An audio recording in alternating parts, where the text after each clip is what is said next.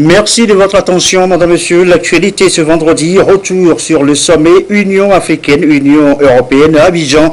D'importantes décisions ont été prises par les chefs d'État et de gouvernement des deux continents, parmi eux le président Faure Gnassingbé.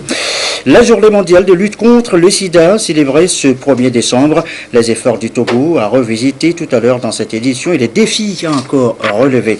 Et puis, quel sort pour les 5 représentants en Coupe du Monde de football Russie 2018. Le tirage au sort a eu lieu donc ce vendredi en Russie.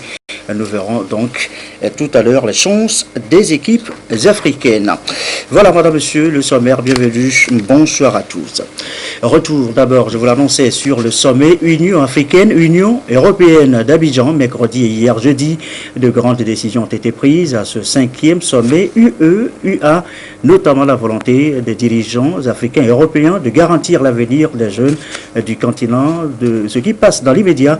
Et c'est une urgence par l'évacuation des réfugiés devenus esclaves en Libye.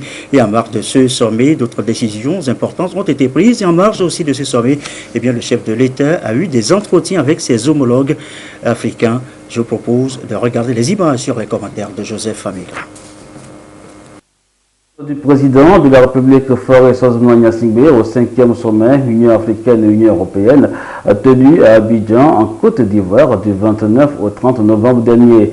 En marge de cette rencontre internationale, le chef de l'État a échangé avec son homologue du Burkina Faso, Roch Marc Christian Kaboré, sur la question d'intégration sous-régionale et la coopération bilatérale entre le Togo et le Burkina Faso. Le président de la République, président en exercice de la CEDEAO, s'est également entretenu avec le secrétaire général des Nations Unies, Antonio Guterres. La situation sécuritaire dans la sous-région ouest africaine était au cœur de la rencontre.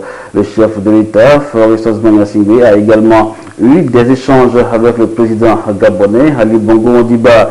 La coopération entre le Togo et le Gabon a été au cœur des discussions.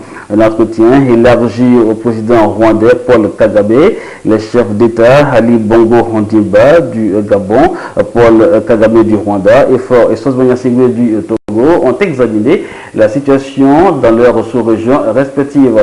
Le renforcement des relations entre les trois pays a été évoqué par les trois hauts dirigeants. Le président Faure Gnassingbé s'est également entretenu avec le président du Congo, Denis Sassou Nguesso. L'axe Lomé-Brazzaville a été au centre des échanges. L'actualité ce vendredi, la journée mondiale de lutte contre le sida célébrée chaque 1er décembre. Direction Tabligbo pour le lancement de cette journée dans le Yoto. Pourquoi le Yoto? Eh bien, c'est juste pour se rapprocher des populations cibles concernées dans les villages et campagnes qui ont aussi le droit à la santé. Thème d'ailleurs de cette journée cette année. Patrice Bocco. Le sida, selon l'UNICIDA, connaît ces 5 dernières années une stabilisation. Une infection qui reste tout de même un problème de santé publique malgré les efforts entrepris par la communauté internationale depuis 30 ans.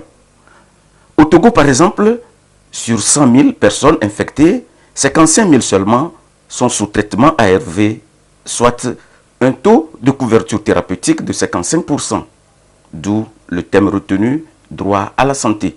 Sur les 36 millions de personnes estimées avec le VIH, aujourd'hui 21 millions sont sous traitement antirétroviral. Ça veut dire que c'est considérable. C'est considérable. Seulement, ce succès ne doit pas cacher les efforts qu'il y a encore à faire.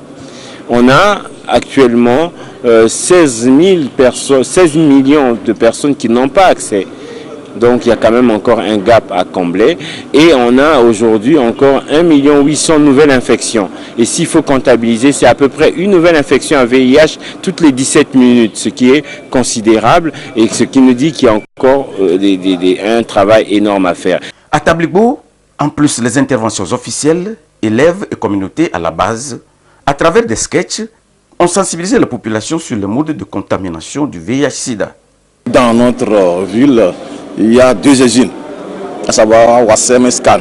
Et vous n'avez pas la station de pôle d'attraction où les transporteurs, les gros transporteurs viennent donc pour mettre à l'abri nos jeunes filles, nos soeurs, toutes les couches professionnelles, les scolarisés, les non scolarisés. C'est dans ce cadre-là que le Comité national de lutte de SIDA UST est arrivé afin de porter à la connaissance de la jeunesse cette journée. La thématique de cette année cadre avec la politique du gouvernement en matière de politique de lutte contre le VIH-Sida. Que ce soit la prévention, que ce soit les traitements, qu'on soit à Lomé, qu'on soit à Tapamé ou dans un village, normalement, on doit garantir le droit à l'accès à la santé. Et on doit tout faire pour que le minimum de paquets de services soit disponible à la population. D'où le thème droit à la santé, pour qu'on n'oublie personne, qu'on laisse personne sur le chemin et que tous les services qui interviennent dans la délivrance des services prennent en compte cet aspect de droit qui permet de faciliter cet accès aux services de santé. À cette journée mondiale de lutte contre le VIH-Sida, toute la population est conviée à aller se faire dépister et à prendre toutes les mesures pour éviter les infections au VIH-Sida. Et la lutte contre le sida, un combat de longue haleine mené depuis quelques années déjà. La riposte au plan national donne des résultats, rien qu'en juger par le taux de prévalence actuel. Il est de 2,1% et 5500 personnes sont encore sous ARV. Résultat fruit des efforts du gouvernement. Toutefois, il y a encore des paliers à franchir pour parvenir à une génération sans sida d'ici à 2020. Prudence Jinsou.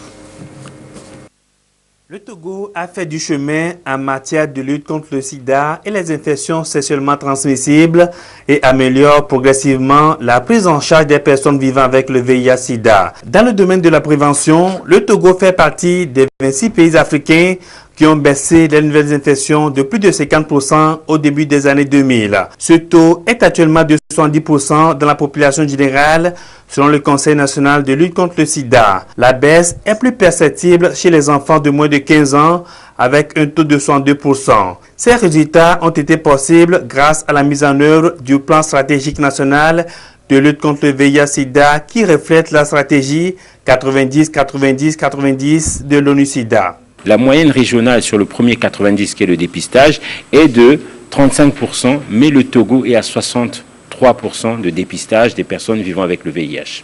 Quand on prend le deuxième 90, la moyenne régionale est autour de 25, mais le Togo est à 51.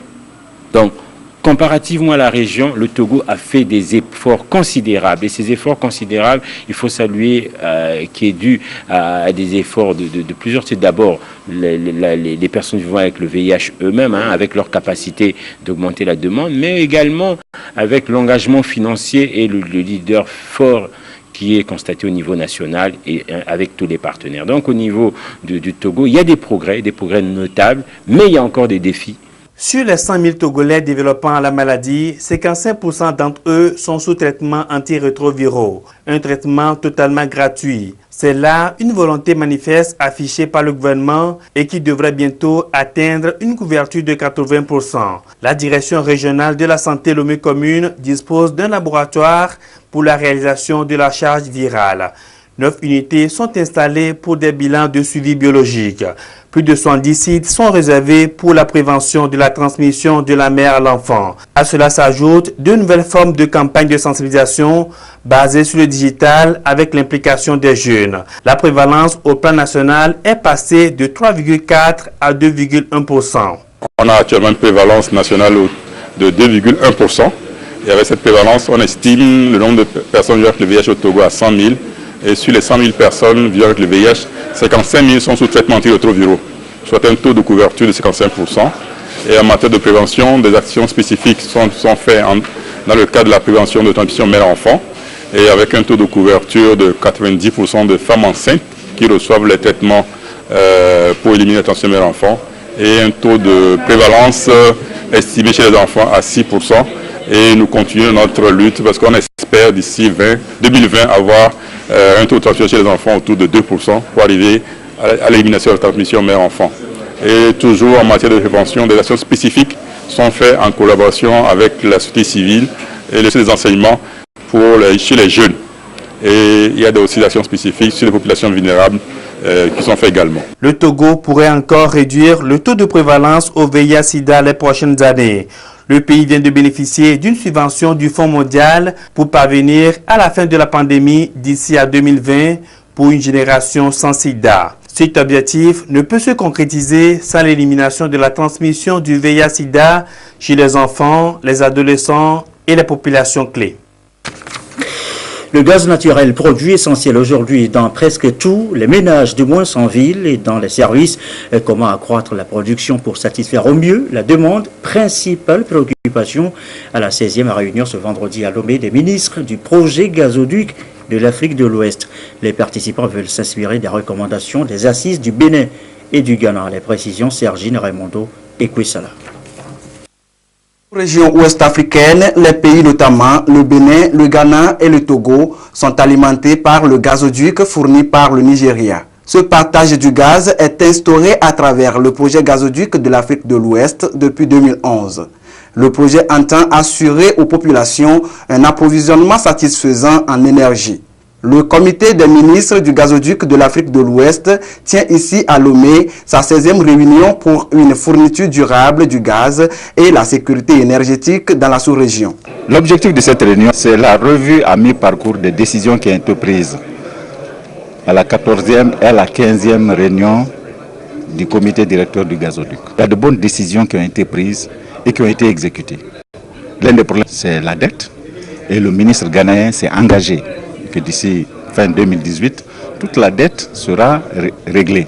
La livraison du gazoduc est en train d'évoluer. De 30, nous sommes actuellement à 60 000 et nous allons continuer jusqu'à plus avoir le maximum de plein du gazoduc. Donc c'est des décisions très importantes qui ont été prises et qui sont en train d'être mises en application. Ce projet a été mis en place suite à la crise énergétique qu'a connue la sous-région ouest-africaine en 2008. Les assises de Lomé doivent jeter de nouvelles bases de la consolidation du projet avec à la pointe de nouvelles perspectives. Nos États ont placé leur espoir le plus profond en ce projet pour maîtriser ou du moins pour atténuer les effets des crises énergétiques tout en préservant l'environnement. Le gaz naturel étant le combustible le plus propre que nos États peuvent utiliser aujourd'hui pour produire de l'énergie électrique à des coûts non seulement plus compétitifs, mais aussi avec des investissements relativement moins lourds. Nous tenons à les rassurer qu'à présent, tout est mis en œuvre pour minimiser les perturbations dans la fourniture du gaz naturel pour le fonctionnement des différentes centrales de production de l'énergie électrique dans les États membres grâce aux mesures de sécurité et de fiabilité renforcées. Le président du comité des ministres du gazoduc de l'Afrique de l'Ouest, en fin de mandat, a ici salué les efforts faits dans le domaine ces dernières années. Il a encouragé les États partis à maintenir le cap pour l'atteinte des objectifs assignés à ce projet. Également dans l'actualité, la remise d'attestation de fin de formation à 56 cadres. Ils viennent de suivre une formation pour l'action de l'État en mer. La cérémonie les renvoie donc à leur devoir, celui de faire connaître les tests juridiques en la matière et d'en assurer une meilleure application. Le compte-rendu de Félix Simdacha. La session de formation s'est étalée sur presque 2 mois, une période pour transmettre des connaissances nécessaires à des agents issus de différentes administrations togolaises intervenant dans l'action de l'État en mer. Votre pays a signé l'ensemble des conventions internationales du droit de la mer. C'est une nation maritime. Donc elle est respectée en tant que telle maintenant, puisqu'elle a ratifié les conventions internationales. Et c'est une question de souveraineté pour l'État togolais, de défendre ses intérêts économiques, territoriaux, de ressources halieutiques, c'est-à-dire la pêche, de ressources des fonds marins, de ses droits douaniers, fiscaux, d'immigration, et surtout dans ses eaux territoriales, que le droit commun togolais s'applique. On nous a enseigné toutes les actions de souveraineté que l'État togolais peut exercer en matière de protection de nos eaux territoriales. Nous sommes maintenant outillés pour transmettre ce que nous avons appris dans nos différentes administrations, de sorte à consolider la sécurité de nos eaux. Le port autonome de Lomé, un port en eau profonde, c'est une réalité. Le Togo fait partie des flottes marchandes les plus importantes d'Afrique.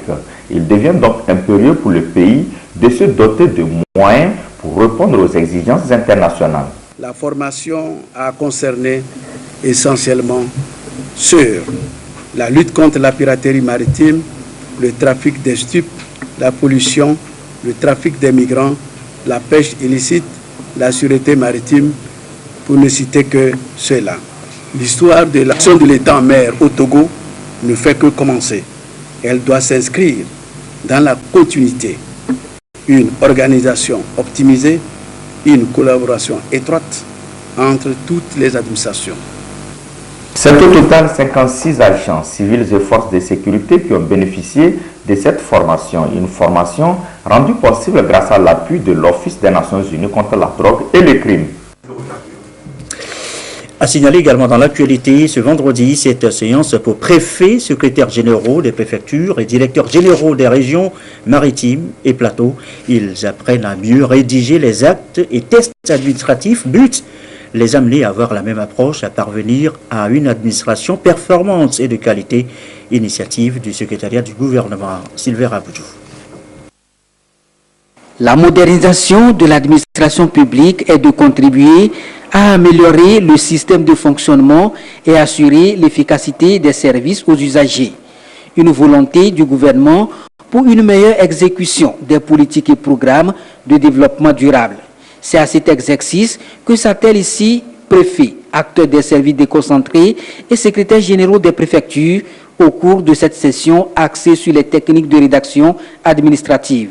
Il s'agit pour ces acteurs issus des régions des plateaux et maritimes d'échanger sur les bonnes pratiques et sur les modules susceptibles de leur permettre d'aller à la perfection en matière de rédaction des actes et tests pour une administration de qualité. Nous sommes ici pour acquérir de nouveaux savoirs, pour savoir prendre des textes qui restent en harmonie d'un coin à l'autre du Togo, parce que quand les textes ne disent pas la même chose pour signifier en termes clairs ce que l'on veut dire, alors le lecteur, le destinataire peine à nous comprendre. Donc on est là pour l'harmonisation. La démarche est du secrétariat du gouvernement qui entend favoriser la maîtrise des techniques de base en matière de rédaction des tests législatifs et réglementaires pour corriger certaines insuffisances en vue de l'harmonisation dans le traitement des actes administratifs. Nous avons voulu apporter un petit correctif et faire en sorte qu'au niveau de notre administration, nous puissions parler le même langage, harmoniser les pratiques administratives pour faire en sorte que notre administration soit beaucoup plus efficace au service des citoyens, en vue de leur permettre au niveau local de pouvoir être efficace dans la rédaction des textes, dans la présentation des documents administratifs et ainsi favoriser la délivrance du service aux citoyens. L'exercice fait ici à Tapamé va au finish permettre à chaque acteur de relever le défi pour être plus efficace et contribuer à une administration beaucoup plus moderne aux contribuables.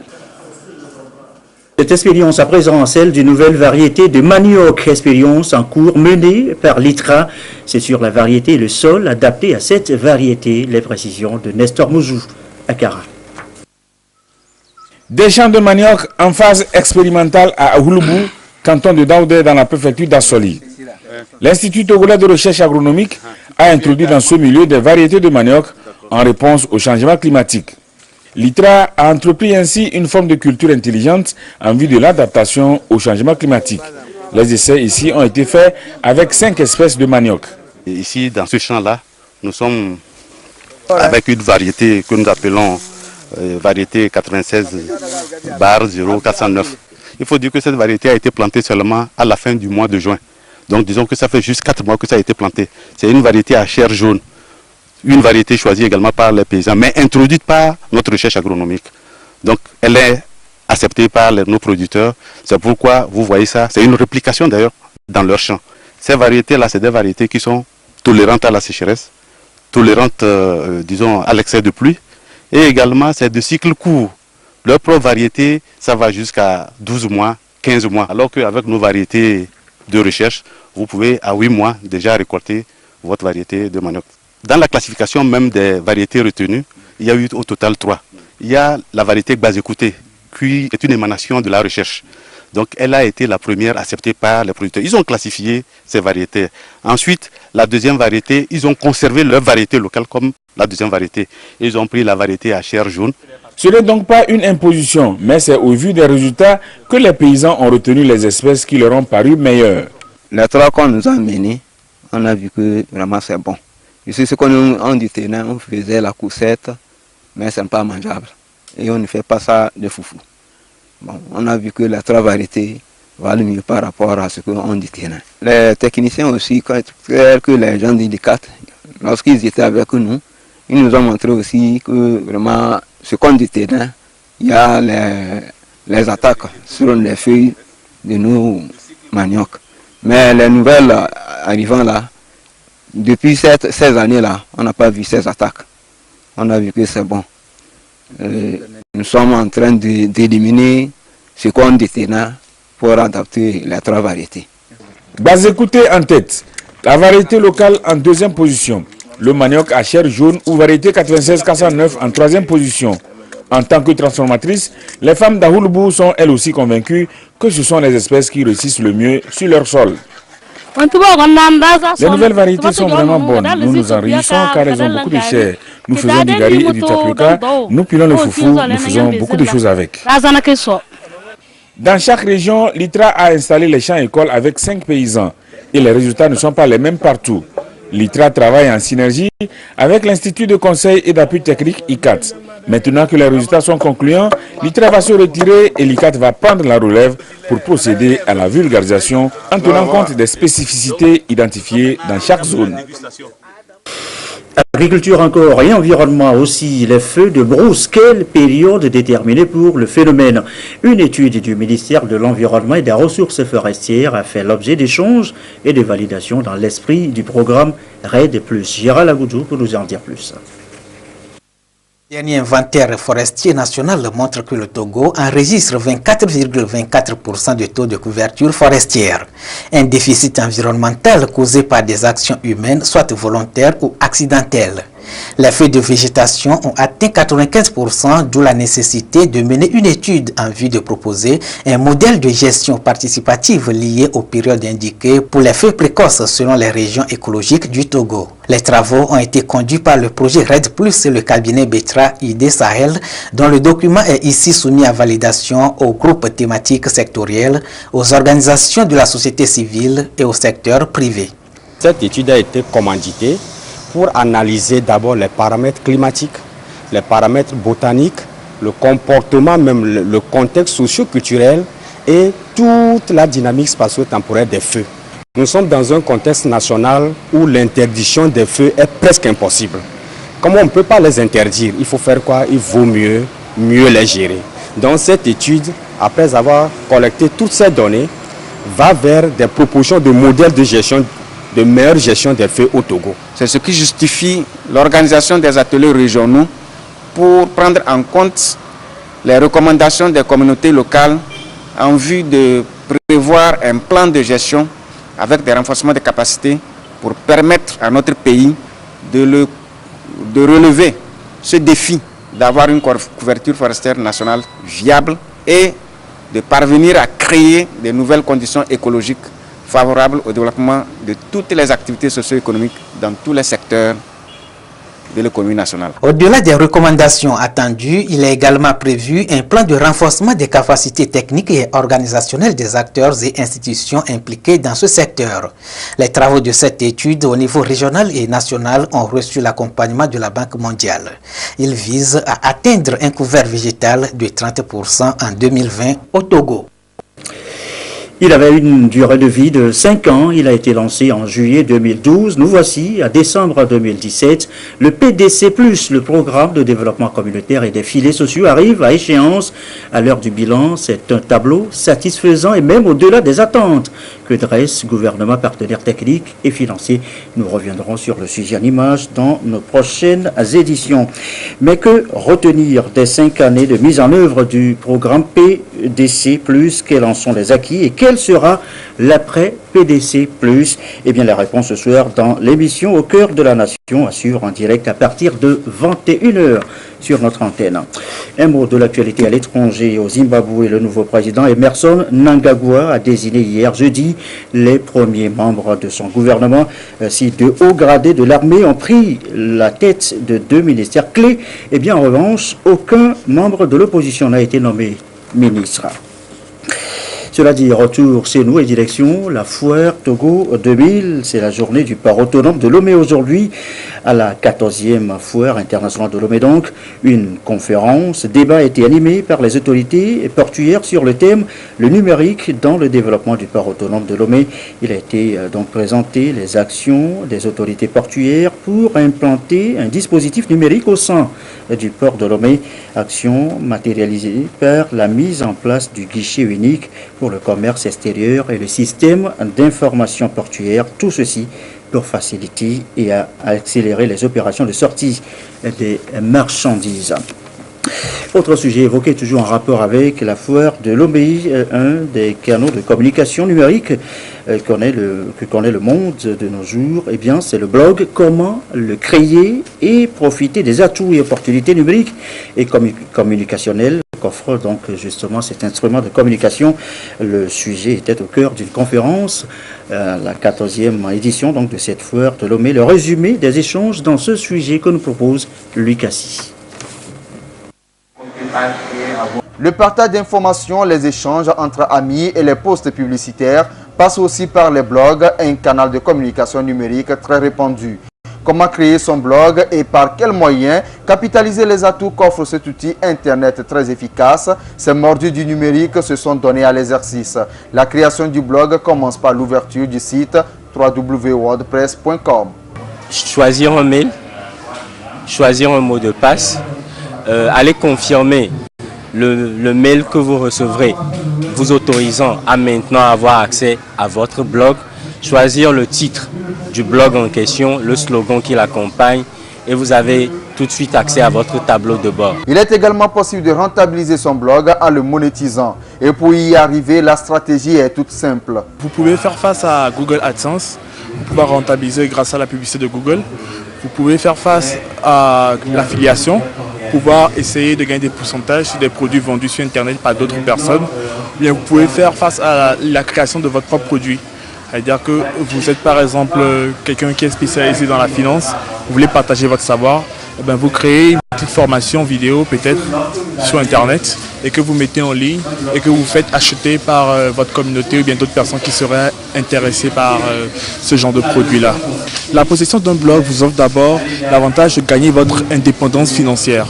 C'est-à-dire que vous pouvez gagner de l'argent même quand vous dormez, même quand vous êtes aux toilettes. C'est-à-dire que l'argent coule et rentre en continu dans votre compte bancaire.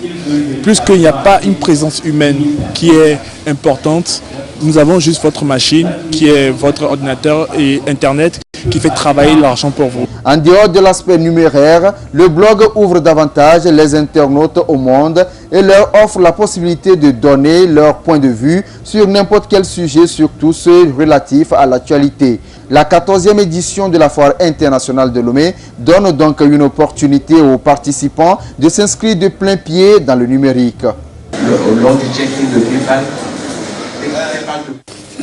Dans le reste de l'actualité, le sport. Et puis, sachez qu'en décembre 2016, le bureau exécutif du Comité national olympique du Togo s'est réuni hier en conseil d'administration avec les dirigeants des fédérations sportives affiliées à cette rencontre. Le comité dirigé par Azad Kelani Bayer a présenté son rapport d'activité des 11 premiers mois de son mandat. Jean Kofi et Didi pour le compte rendu.